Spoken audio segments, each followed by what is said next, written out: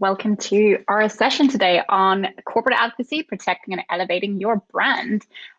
Super excited to see you all. My name is Lena Christensen. I lead our business development across Europe, Middle East, and Africa. So I tend to work with our high-level strategic customers and partners. And I suppose it's a fun fact, I used to be a NationBuilder customer twice before I joined NationBuilder. So I think that's obviously a testament to the quality of the product that we have. My background is in campaigning and the research space. So before joining NationBuilder, I worked for the UK Conservative Party for a number of years, and then joined the In campaign for the Brexit referendum, and then later on conducted market research for brands such as Tesco, BT, TSB, and Canada. And obviously, it goes without saying, super excited to be talking about this topic today. And as Sorcia said, we have some terrific speakers who will be sharing their expertise with us today. So just to give you a quick overview of what we're going to be talking about, I am just going to share my screen and we are going to get stuck in. So give me 1 minute as we load it up. And here we are. So as we go through, what we're going to cover today is NationBuilder and purpose-driven engagement, the current landscape. Then we're going to meet our fantastic experts, and they're going to cover how to get started working with your ambassadors and advocates, and then really how can you leverage purpose-driven media.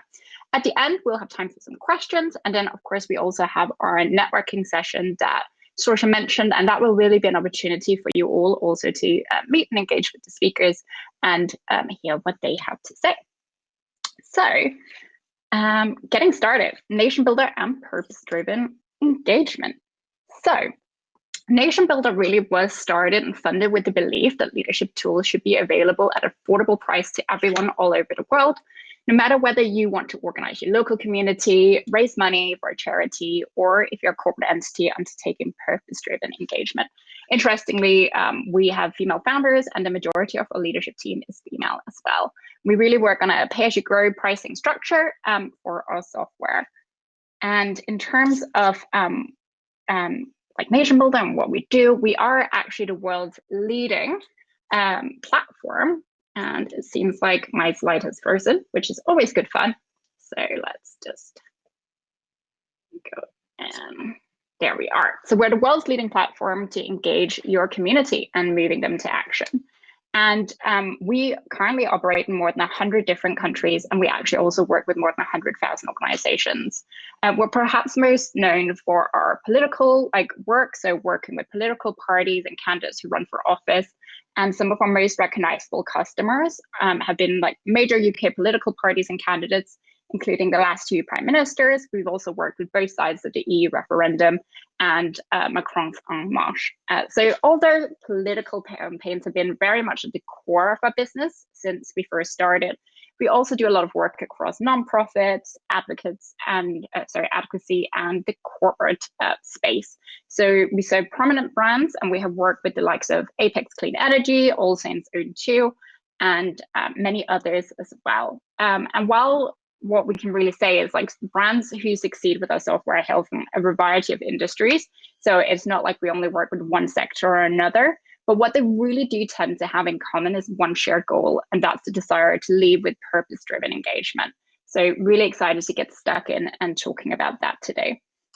So as we go in and talk about that, I really want to take you through just a few different top lines to sort of set up the current landscape and where are we currently at when it comes to corporate advocacy and purpose-driven campaigning. So over the last 10 years, NationBuilder has really been at the forefront of working with global brands using our software. So we generally and traditionally really work with brands who wanted to change their industries. So they didn't just want to raise their brand awareness, they wanted to mobilize public support, change the minds of those in power, and really create structural change at a government level to make their vision a reality. However, it's really, really clear that this area is seeing more action than ever before. And one of our partners, Edelman, really highlight this really well in their latest Trust Barometer report, and really shows why it's a space and a sensible space for any company to really be engaging in. So I'm not going to take you through the whole report. That would mean that you wouldn't get to hear from the fantastic speakers we have today. But I think as we start like digging in a little bit deeper, just there's a few different numbers that I think would be really useful for us to highlight. So as we dig in, what was really interesting with the latest report was that consumers and employees really believe that they can force change, and they're also much more likely to believe that than previously. So in terms of some of the key numbers, about a 2/3 of consumers and employees believe that they can force this power to happen. And like a really great recent example of that, if anyone has been following the news in the UK over the last few days, is actually a campaign organization called Stop Funding Hate, mobilized consumers to target corporations that advertised on UK's new news channel, GB News.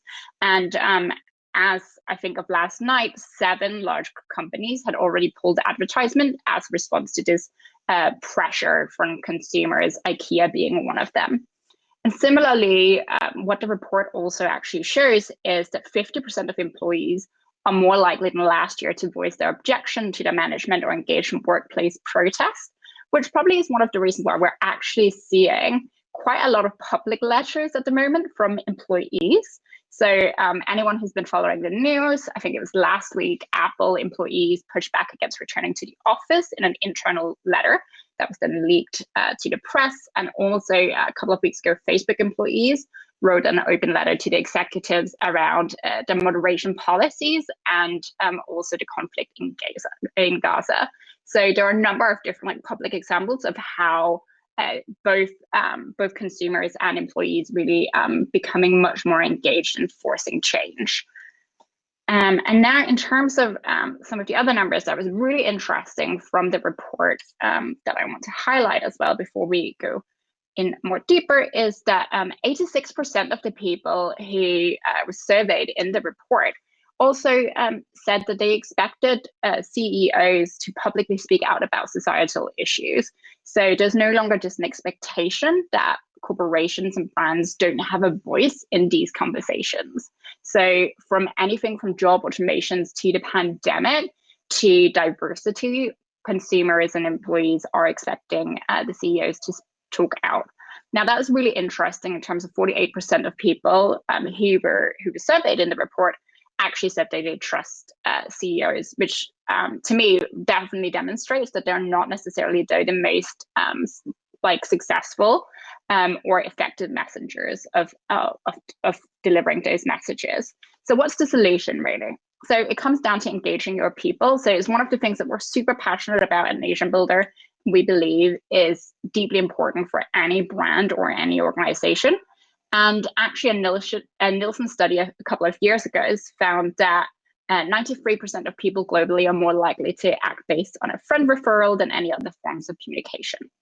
And where that really leaves us with the great numbers from the report and sort of where the landscape is currently moving to, what that actually takes us to is NationBuilder's vision for what purpose-driven campaigns look like and how we look at it. And we really believe that a new standard for engaging your whole community is essentially an onion that really has employee engagement at the heart of it. And then after that, we really move out to advocates and ambassadors. So they tend to be some of those customers who already love and adore you. And then last but not least, then the next slice of the onion is really around purpose-driven media and engaging the wider public. So that is how we really see things move in a new standard for engaging whole communities, not just a sector of it. And the good news is I have some fantastic experts who are going to be speaking to different slices of the pie, the different sections of the onion today. So we have, as I have probably talked to many of you about, 4 fantastic speakers really who's going to help us explore this over the next 40 minutes or so. So without further ado, I want to get us started with our first 2 speakers. And I am just going to make it so you can see the faces because that is nicer than just slides as we're talking to human beings. So for the first 20 minutes, we're really going to dig into how to get started. How do you do your initial audit? How do you create a framework for success? And how do you engage your employees who are likely to already probably to a certain extent be on board with what you're doing. And if not, as I just went over, they might find different ways of like voicing their concerns that are different than what they previously did. So I am going to bring in our two first experts. So first, I'm going to bring in Daisy Powell-Chandler, who's a director at Public First and also hosts the reputational podcast, Why Everybody Hates You. If you have not come across it before, highly recommend. I try to listen to it every week. So definitely do that. And Daisy started her career working for the Conservative Party in the UK, where she specialized in grassroots consultations policy research.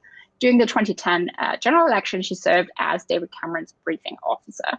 Later on, she became a pollster and ran strategic projects for clients such as RBS, the Charity Commission, the National Gallery, and Number 10 Downing Street. At Public First, she helps leaders to measure and improve the reputation of the organizations. Welcome, Daisy. Thank you, Lena. You're welcome. And next, I am delighted to also introduce Imogen Hitchcock, who owns the agency Beaumont Communication and is a regular guest on communication podcasts and webinars talking about the power of employee engagement.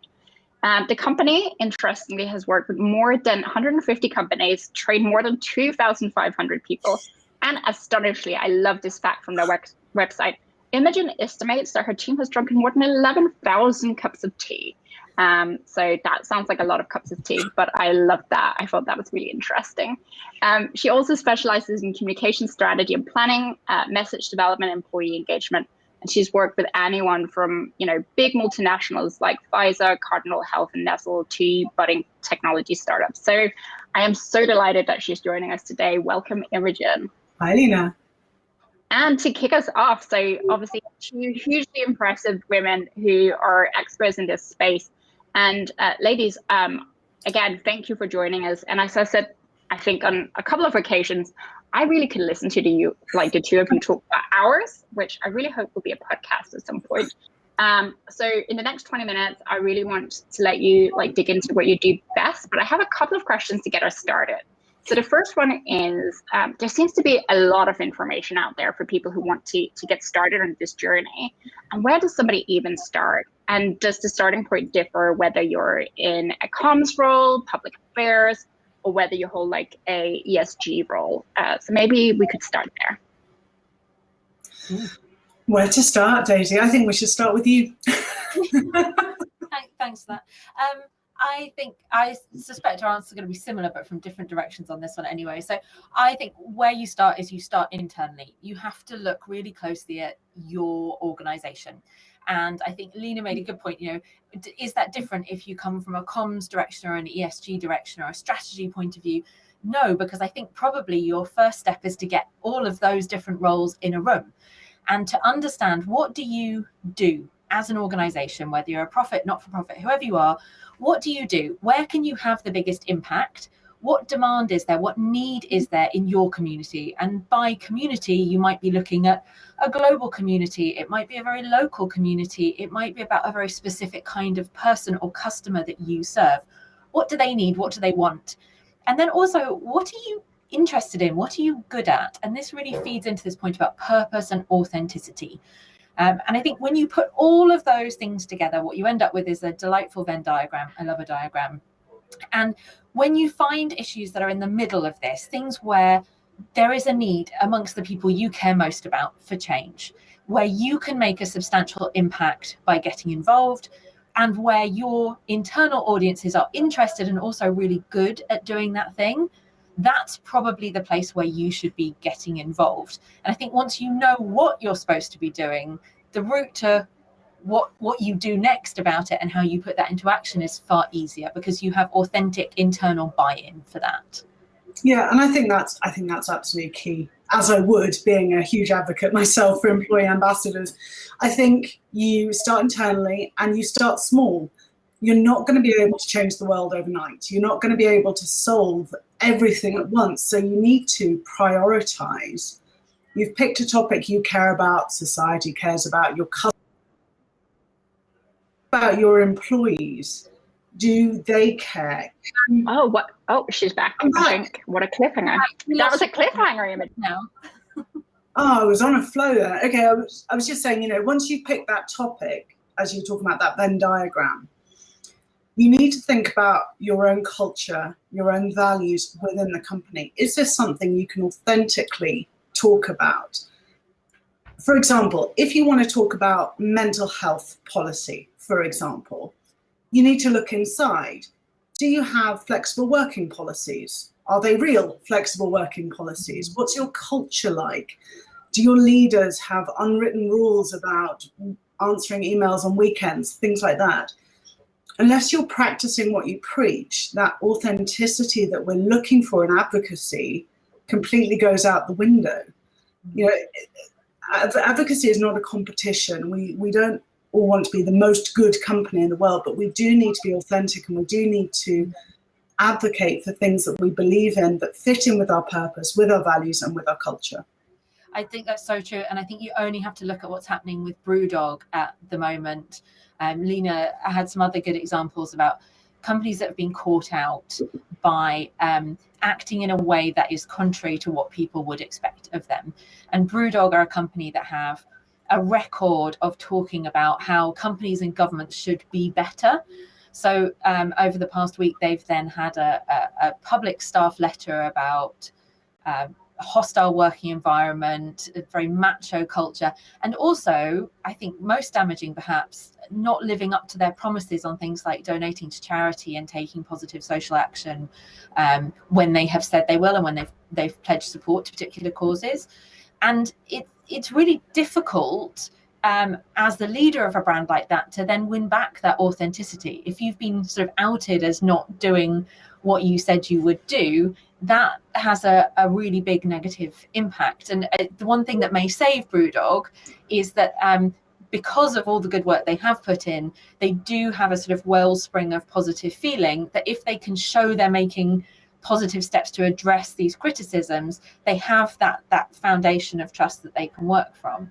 But that point about authenticity and have you looked inside first, I think is really important. I think employees, society, organizers, the wider public expect companies to do the right thing, not just say the right things. And one of your biggest challenges with advocacy comes when there is that disconnect between what you're saying and what's being lived internally through your employees. And so that's why, you know, when it comes back to the question, where do you start?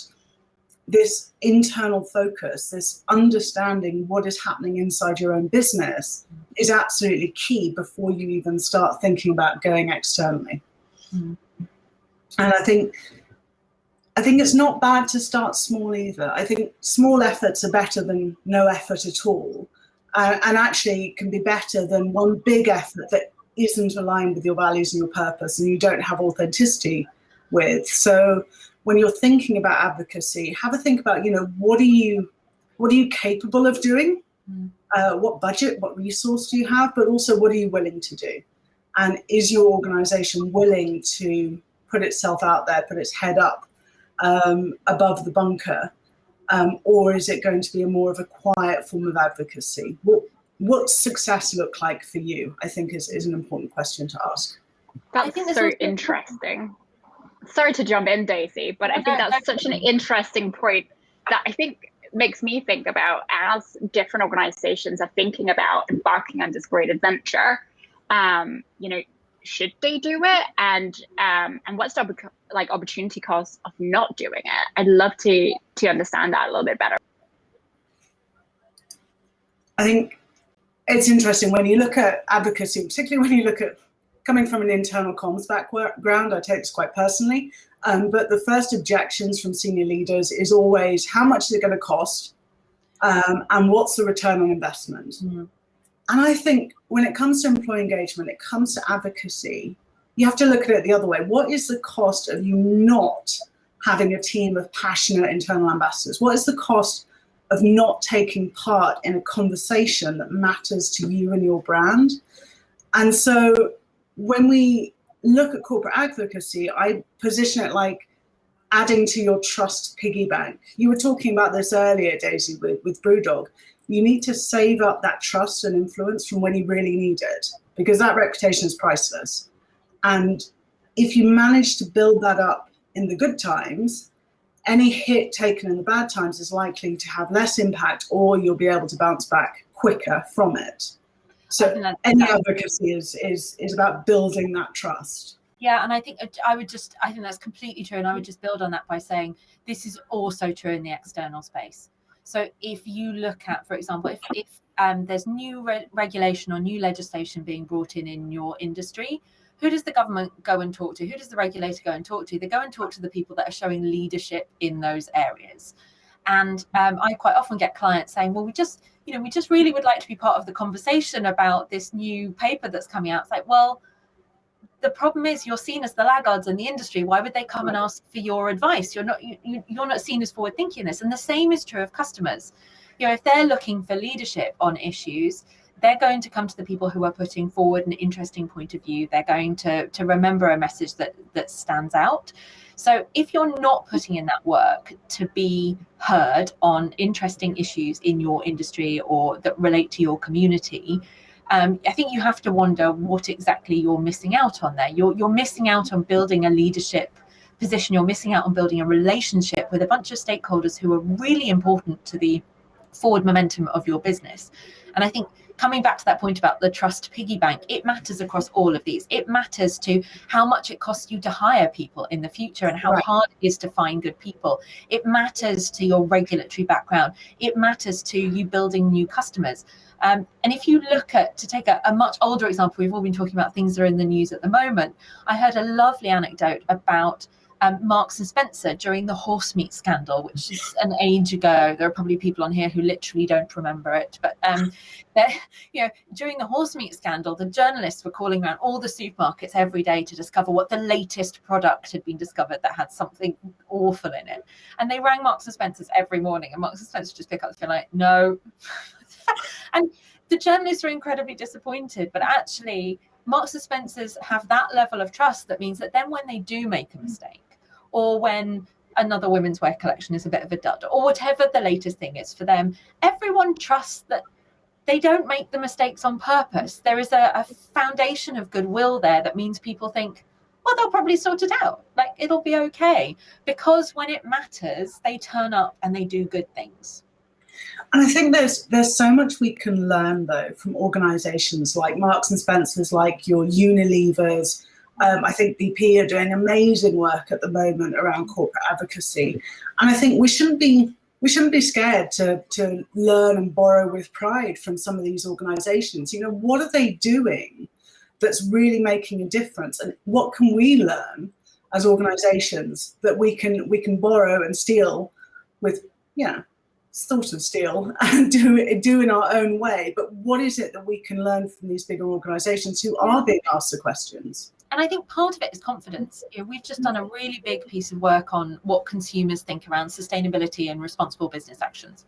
So I know that about 40% of the UK, when asked to name a responsible business, can't name one, or refuses to because they say no one's showing leadership in this space. And then when you look at the brands that pop up in the top 10, they're all major consumer brands. Whereas I think when you talk to corporate comms people, I find it's really common amongst my clients for people to say things like, well, we don't really have permission to talk about that, or like, oh, we need to do better before we can talk about that. And actually, when you look at the Unilevers of this world, they started talking about that action well before it started coming to fruition. Yeah. And a lot of the other brands that are in that top 10 are people like Amazon, who we all know have a really nuanced reputation, but people have equally noticed all their advertising around making their delivery vans zero carbon. So the companies that are out there saying, oh, we can't talk about this yet, we're not doing enough yet to talk about it, they're really missing a trick. And they've missed the fact that consumers aren't sustainability experts. They're not responsible business experts. They want to see you taking some action. And there are also a whole host of issues that they don't really blame you for. They think are government's responsibility. And those in particular are real open goals for companies to be talking about proactively and talking about how government can improve without necessarily reflecting badly on themselves. There are some issues that companies do need to steer clear of because customers are just going to say, well, go on then, do it. I think that point about being afraid because we're not there yet is something that I see with my clients the whole time. And what I say back to them is it doesn't matter. that you're not there yet. What matters is you have started a process and that you know that you're not there yet. So why not be transparent? Why not tell people that there is still a way to go, and these are the steps that you're taking in order to get there? I think people don't mind the fact you're on a journey, but they do want to know what the next steps are and proactively what you're going to do to get to that end goal. Exactly. And I think actually a lot of our data shows that consumers really are quite cynical and worried about a lot of big social and environmental issues right now. They're very pessimistic about the outlook over the next 10 years. So actually putting too sunny a view across can also come across as really dodgy. People are like, whatever, what are they hiding? So I actually think that point of showing a progression can be a really powerful way of saying, look, we're on a journey, but come with us. We want to take you on that journey with us. And that's key. You know, anything about advocacy is about influencing people to come with you on that journey, wherever that journey is. And that's why you need to get your employees involved. And that's why, you know, they are a trusted spokesperson for your organization. And by using them, you are going to slowly influence people outside of your organization to come with you and to understand where it is you're going to. I think it's particularly important when you've got employees who are out there having day-to-day, you know, for B2B kind of organizations that may seem less important, but particularly for organizations that have consumer-facing roles. It's so important. They're your first line defense. You know, as Nina was saying in the surveys that have come out, you know, 40% of people find a CEO credible, but 53% would trust a person like them. That's your sales guys. That's your B2B people. So why not equip them with the messages you want to share, with the direction that you want to go in, help them to help you get to where you want to go? And I think those people also have the best examples. You know, we know all the data shows that a whole load of the language we use to describe responsible business actions makes very little sense to a large proportion of the population. But what they do understand, you know, sit in focus groups time and again with people who say, oh, well, actually, maybe it is possible for businesses who they've just spent the last 10 minutes being like, no, all businesses are terrible. Then say, oh, well, actually, but my employer has recently introduced this new recycled product because our customers were asking for it. So it made economic sense. And actually, that's made a really big difference to our footprint. When they see real examples, when they see it in action, that gives them much more faith in the process. And the people who have those real life examples of the impact this makes, those are your employees. Those are the people on the ground who see it every day, who can say, well, I put this product into someone's house and the impact on them was X. And they can talk about that in a really authentic, hands-on way that your CEO, okay, there are some exceptions. There are some great CEOs out there who are brilliant communicators, but they are not the same. It's not the same. I think what you're saying, if I was to sum up that last part, I think what you're saying is that people trust people, not brands. And that if you can put that human face to your messaging, if you can put real people in front of your advocacy and have them as your ambassadors, then you're going to connect with that audience, you're going to influence that audience, and they're going to want to come along with you on that journey. I think there's also a good dose of the old-fashioned show, don't tell. Like, people don't understand what you're writing on your packaging, but if you can change your packaging so it feels like you've changed it, they'll notice. It's so interesting. And I think everyone can probably see why I think you should do a podcast together, because I could sit here and listen to this forever.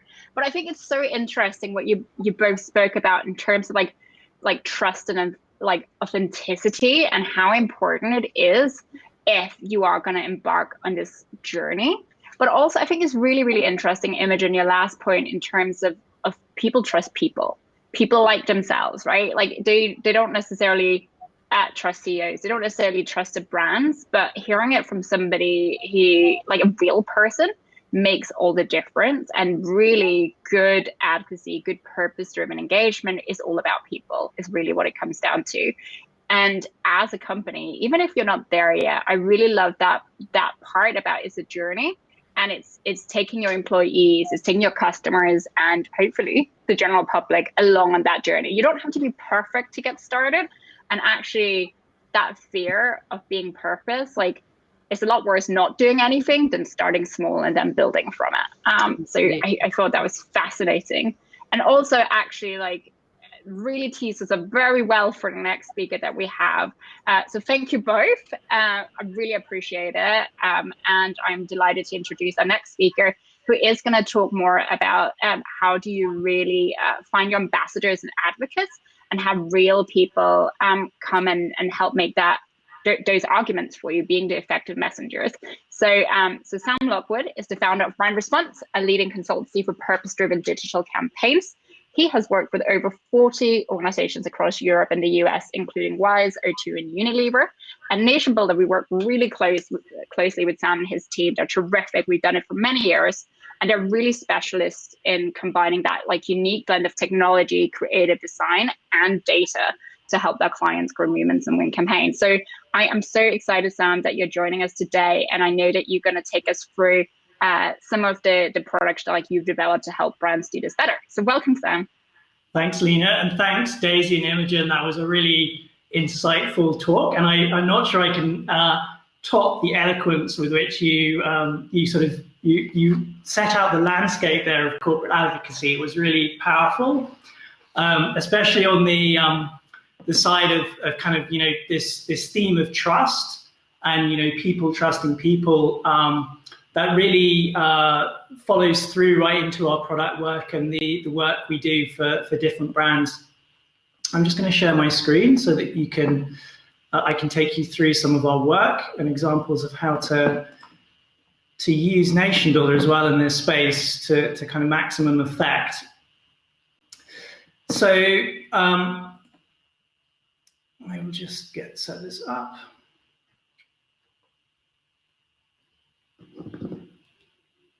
Great. So yeah, thank you, and thanks for the opportunity to present this to you and talk about ambassadors and advocates. So this area for us is a key part of kind of building the advocacy model for organizations. And typically what we see is that with brand advocacy, whether on environmental issues, a brand advocating for human rights or legislative change, they're often not too bad at the attention level. So when we talk about taking people through a sort of path to action, typically brands can talk about these things and kind of act and often engage at a kind of product level with this. But where they have difficulty, we find, is kind of in this middle section for the exchange and exploration part. Because to build commitment and to build these advocates, it's really quite different to a traditional PR or comms marketing effort when you're talking about advocacy. You can't buy influence, so you can't just buy a pool of influencers and hope and expect that will change, because they just don't have that sort of peer-to-peer authenticity that you need, especially when you're talking about sensitive topics. It could be mental health, it could be issues around gender or equality or appearance. So a lot of these issues are quite sensitive, and you have to bring your customers with you on this journey and really create programs that engage them at a very sort of deep level, but also at a peer-to-peer level to build that trust. So the kind of bad news is in a way there's no shortcut to doing this, but there are great tools out there, including NationBuilder, that can help you really do this and have those conversations, those exchanges at scale. So part of the work that we're doing and have been doing over the last 12 months is actually building a new product on top of NationBuilder. Actually, this is a bit of a product launch for us today as well. It's been in private beta for about 12 months, and we've been testing it and trialing it with different brands, some of the biggest brands that we work with.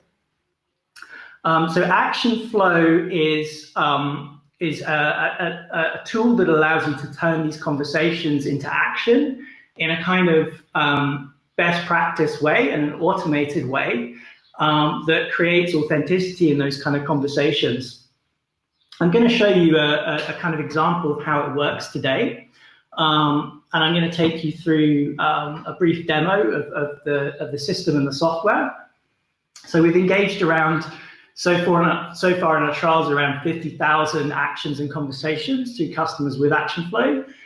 So it's proving very effective as a tool.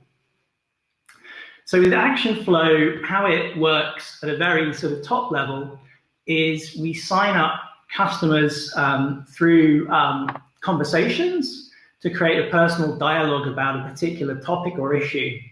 So one example is we've been working with a fintech company to do this, some of their issues are around banking fees and how consumers they can ask consumers to advocate for regulatory change in their area. So the point of the conversations part is to really create a kind of personal dialogue about an issue. And then on top of that, we layer in a cadence of personal missions and messages that can be sent via email or SMS. And then at the end of that, the consumers or the supporters are asked to unlock and complete missions inside a branded action hub. And the idea here is we're really taking people on a journey from lower barrier actions to higher barrier actions. So lower barrier actions might be sending a tweet or sending a message to a kind of friend, through to actually organizing events. So self-organizing an event, a coffee morning, or an activity that actually invites other people peer-to-peer to tell them about the issue, tell them about what the brand is doing about that particular issue. So part of the core of what we're doing with Action Flow, and built into NationBuilder as well, is gaming mechanics. So within each mission, you're gamified with points, progress bars, unlocks, and rewards within that particular mission that you get given. The mission is personalized to you based on your kind of conversation you've had with us. We have 20 actions, from petitions, legislative action, so writing to your MP, your MEP, or senator, or tweet to defeat type actions can be included as well. So actions where you tweet to a particular target to create a sort of social media buzz about that particular topic. Throughout is deep social media integration. So we're increasingly seeing, especially on sensitive topics, people don't necessarily want to share to public social channels. So dark social channels like WhatsApp are becoming really, really powerful in terms of that sort of peer-to-peer engagement. So I will briefly show you a demo of how Action Flow works. So at the kind of top level, we're signing people up with personalized conversations. We found that the engagement level on this, using this type of interface, is a lot higher and a lot more personal. So as you can see, I'm having a brief conversation here. It's gathering some basic information from me.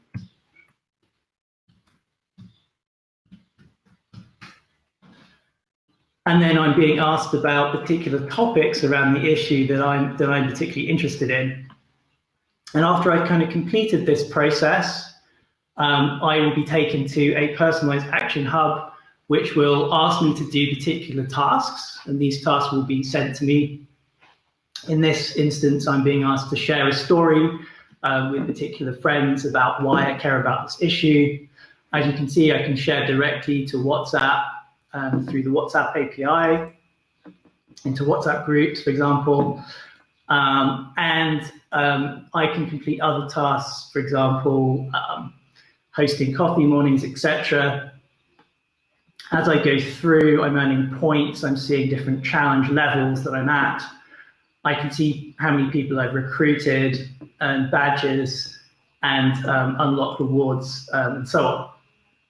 So a systematized way of doing this that kind of scales this to a greater audience.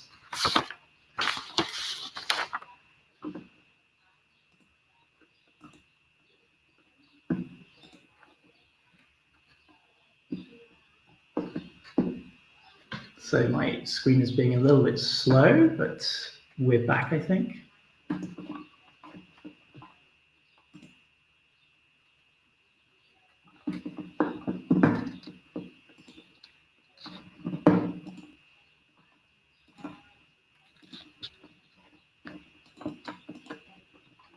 Yeah, so,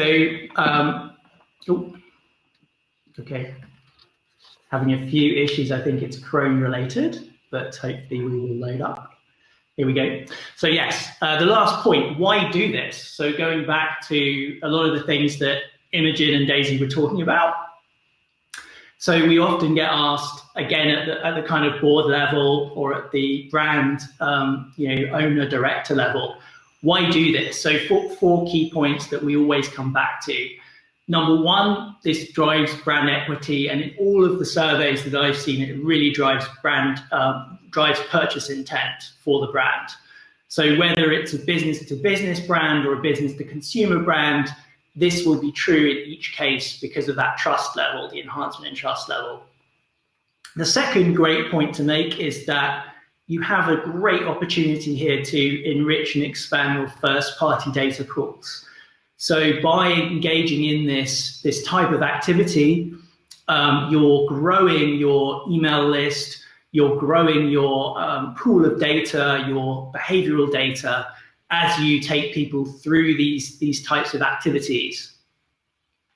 The third point is that you're getting an own channel, a new channel, a community channel, that ultimately can reduce media spend. So, we're seeing across the board, especially on these types of issues, ROI and media spend going down. Everyone knows the score with media spend these days. It's very difficult to get that level of engagement. But this type of own channel, own brand community really accelerates that kind of optimization of spend. And the fourth point is, accessing new insights, really getting closer to what your customers really care about, and actually understanding whether they care about doing one action versus the other can give you valuable insight into, that person's behavior and their future behavior. So there's deep commercial value in taking your customers on this journey with you. And at that, I think I will leave it and hand it back to Lena. Thank you so much, Sam. I just remember seeing action flows for the first time, I want to say like 12 months ago, maybe even before that, maybe when, the sound was a bit funky there. But I remember the first time I saw it and I was just so impressed. I was like, wow, this is like the future of like how you can get that like personalized engagement and really like getting your ambassadors, your advocates involved in what you're doing. So I just think it's so exciting, and I love the gamification element. I just find it so fun, but effective at the same time.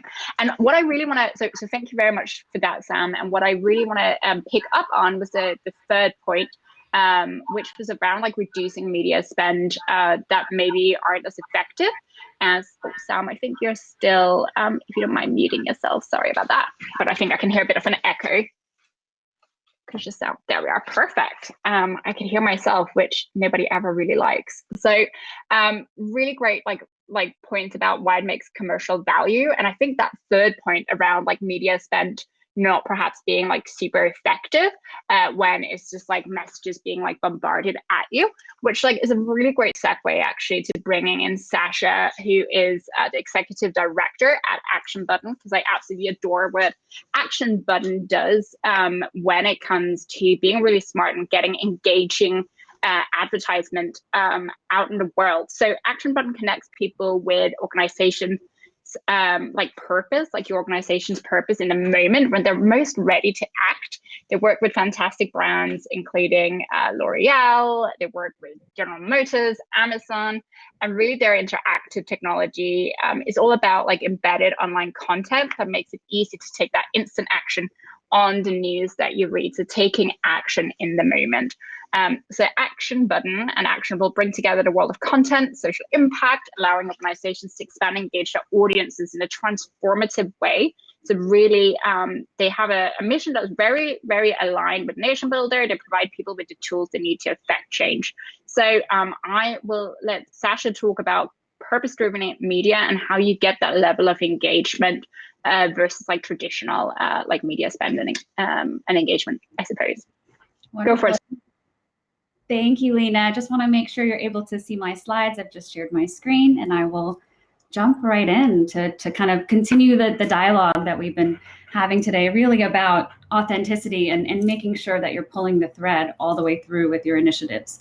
And of course, to Daisy and Imogen's point at the beginning, it's really starting internally and understanding, you know, what is your purpose as an organization and how can you share that with your employees, your advocates through products like Action Flow, and then out to the world. And you know what we've seen over the last couple of years, particularly, is a really strong desire from employees and consumers, really, to get involved and see brands that they trust and value stepping in to make a difference in our world today. And that can happen in a ton of different ways. But today we're going to talk about Action Button, and a product that really helps brands and organizations connect with consumers and share their initiatives that they're working on, and also invite them in to take action. And I think that's a critical component, is instead of kind of pushing messages at people, using technologies that allow people to interact and share their thoughts or donate to an organization, as you're seeing here on the right-hand side. Action Button is all about showing up in the moments where people are inspired and providing them a way to take an action, whether that's donating to their Restaurant Workers Community Foundation when you're thinking about how strongly the restaurant industry has been affected by the pandemic, or if you're reading about a natural disaster somewhere in the world and want to be able to figure out how you can volunteer locally to help with efforts. So it's all about showing up when people are inspired, and you know, brands take a very big role in today's day and age in really paving the way for consumers to figure out how to get involved as well. So there are a lot of different ways that you can use Action Button, and I'm going to jump right in here to show you some of those examples. So at the simplest level, if we think about the funnel, we can use Action Button to gather insights through our very interactive poll and quiz formats. We can raise awareness about issues and initiatives that we're working on, and then also really get them to take, you know, significant action, like contacting legislators or registering to vote or even volunteering locally in their community. And all of these are kind of different actions that can be woven together to create a really nice and compelling experience for a user who sees the Action Button, whether it's on a website, in an article, on social media. Then they can really step into that moment and do something. I'm going to go quickly through how the product itself works and then show you an example so you can really understand how you can bring your purpose into an Action Button. So the whole concept here is inviting and inspiring consumers to join you. So the first step, and when we're working with any of our partners, is creating Action Buttons that really deliver on the message. And again, invite people in to join in by signing a pledge or contacting legislators, as I mentioned. The second step in the process then is where our team comes in and actually dynamically places Action Buttons within existing news articles and media that's out in the world. So the whole idea is to connect with people when they're in the right mindset, when they're thinking about the environment or race issues or sustainability, and really able to then connect with your brand and a way to step in as an individual. And then lastly, you know, through the entire process, as we're placing these Action Buttons out in the world, we're watching how people are responding. We're collecting all of these really valuable insights about their feelings and what issues they care about, for example, and really able to leverage that data to inform future campaigns, to maybe even adjust messaging within the campaign. So it becomes a really flexible way to approach your media strategy and also be able to listen to people and see what they're looking for from you. So just to jump into a quick example here, and this kind of helps paint the picture on how you can use Action Button as a brand. This was a campaign we actually worked on in the US for Beauty Counter, which is a cosmetic company. And you know, makes sense, right? They're advocating for clean beauty regulations. They're out in the world actually trying to pass legislation around chemicals in cosmetics, which aligns with their brand, which shows the authenticity. And then they're inviting consumers who love and trust their product to help join the fight, which is really powerful. And you'll see here in just the numbers from the campaign, we reached over 1 million readers in just a couple of weeks. We saw over 100,000 action engagements and over a 7% engagement rate, which from a traditional media measurement perspective is a really, really strong number. So we're seeing that as the proof that consumers want to see this type of messaging from brands and they want to get involved. So as you're thinking about, expanding your community and seeing how Action Button really allows people to interact and very easily, with just a couple clicks, be able to contact legislators, for example, is a really wonderful way to show that you're leading the way and leading with action as an organization. So as you're thinking about expanding your community and taking your message out to the world, why would you consider Action Button? I think there's a ton of different reasons, but I think first and foremost, as I think all of us have mentioned over the last hour, is it's all about authentic engagement in today's day and age, and really enabling people to join you in your journey, whatever that is, and whatever point of the journey that you're in. It also builds trust and awareness so people can see that you're taking a stance on issues. And then, of course, with our Action Button campaigns, as we contextually align action buttons within news articles, we really are finding the right kind of folks to engage with your messaging. And that is a key component of why we deliver industry-leading results versus traditional advertising. And then, of course, as I mentioned, the data and insights and the ability to kind of measure and kind of inform your strategy in real time is the power of using a product like Action Button that really allows you to be creative and try different things. And my last point here is really, in the brand lift component. If you see some stats at the bottom here, we did a brand lift study on behalf of General Motors for a campaign that we did for them this year around electric vehicles and that movement in the world. And we saw an 18% brand lift. And that is just really a testament to showing up as a brand and inviting people to join you. And so thank you all for a few moments to take you through Action Button, and look forward to hopefully connecting with some of you in the networking session straight after this. And I will go ahead and pass it back to Lita. Thank you so much, Sasha. Really appreciate it. And I just think it's so fascinating, as we think back on the onion and how you where do you start employee engagement? How can you bring your consumers on board? And then that when you're ready, what's next? How do you make sure that the world knows about what you're doing? Obviously part of that is peer-to-peer, but also I just think it's so powerful, that ability to be, at the right place at the right time when people are inspired to get involved. So thank you so much, Sasha. Really appreciate it.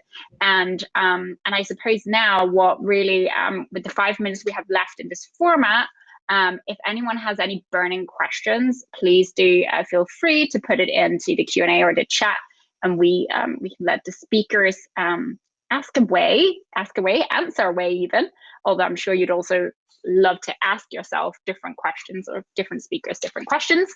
But I have one to get us started, which is obviously all four of you have a tremendous amount of expertise in this area, and this is going to be a hard question for the four of you, but if each of you had to give one bit of advice to somebody who's looking to engage in this space, what would it be? And maybe if we do a round robin, so Imogen, Sasha, Daisy, Sam. Oh, thanks. Put me on the spot there, Lena. One bit of advice. I think I'll go back to what I was saying earlier about starting small. I think you've got to be realistic about what success looks like for you, and by doing that you can know where you're going to start and where you want to end up at. So start small, understand where you are internally, externally at the moment with regards to trust and influence. Do your audit, do your polling, and then figure out from there, where do you want to go, and then figure out the steps that you have to take in order to get there. You're not going to do it overnight. It's got to be a long-term campaign. It's got to be ongoing. You can't just do a sort of one and done and think that the whole world is going to change and everyone's going to notice you. So understand where you are, understand where you want to get to, and figure out what those small incremental steps are that you can take to get there, and be prepared to keep going for the long haul. Yeah, I fully agree with that, Imogen. I agree with just starting somewhere, and whether that's gathering insights from consumers to figure out what they care about or what they want to see from you, not having to kind of take the whole cake up front, but just starting somewhere to learn and even listen to your community and see where a good place is for you to show up. So leverage your community that you already have and start somewhere, I think, are the two key things that I would suggest. So I think I would go back to Lena's question about opportunity cost. I think a lot of internal clients who I speak to get really keen on the opportunities available through corporate advocacy and the change they can make and the good it can do for their company. But they inevitably come up against different personality types as they go through the process of trying to get everyone internally on board with the idea. And there are always going to be those people, we've been those people, we've met those people whose immediate thought will be the risks. So being prepared with your answer of what's the risk if we don't do this is actually going to be a really important part of your preparation before you start to socialize your idea, even internally. Is that when someone says, oh, but if we speak out about that, we'll get criticized for this. You say, yeah, but if we don't speak out about this, the following things are going to happen. Or if we don't speak out about anything, the following things are going to happen. And the reason we've whittled down to this idea is because of the following process. Have that argument ready, because you are going to meet those people. And don't be discouraged by them, but be ready for them. I completely agree with that as well. Everything that's been said, it makes a lot of sense. And I guess my starting point would be to think about when you begin this journey, who within your community are going to be those multipliers. So you really don't need to speak to everyone, but you do need to find the people who are really going to allow you to amplify that message. So one of the clients that we work with, for them, that's teachers. So teachers, in their sense of being ambassadors, they're within their community, they're already trusted. So if you can reach teachers, you can reach a multiplier network of parents and children and others. And you really can hone in on small communities that can make outsized impact for your cause. So for me, that would be the starting point, is to think about, not only the thread and how that fits with your overall communication strategy, but then, how can you practically implement it in terms of your audience segments? And they may already exist for you. Thank you, Sam. I just wish that we could just all maybe do a podcast together. Maybe that's the new inspiration, aspiration even. So it's gone 2 o'clock. I want to be conscious of people's time. So we still have another 30 minutes for the optional networking. So I think you very shortly will be over to do that. So if anyone has any burning questions, they can ask the speakers then about them. But before I wrap up, I want to say, if you want to continue the conversation, myself and Chris Ricklin from the NationBuilder Europe team are offering a free discovery call. So if you want to learn more about technology, corporate advocacy, get in touch, and I will also share the speakers' details after today. So if you heard from one of them, you're like, I must talk to them, or I want to hire them, then you definitely should, because they're all terrific. But I'll share that in an email later on today, and I'm just going to put the link into the chat as well if you want to book that discovery call. But if you're like madly trying to copy paste, don't worry. I will also make sure that you get that in the email later on today. Daisy, Sasha, Sam, Imogen, thank you so much. It's been terrific, and very excited to continue the conversation at the tables. And just one last thing from me, as we move over to the networking session, you will see a little button that says Start One-to-One Networking. We're not doing that today, maybe next time, but feel free to grab a chair by clicking on one of the chairs and join the table.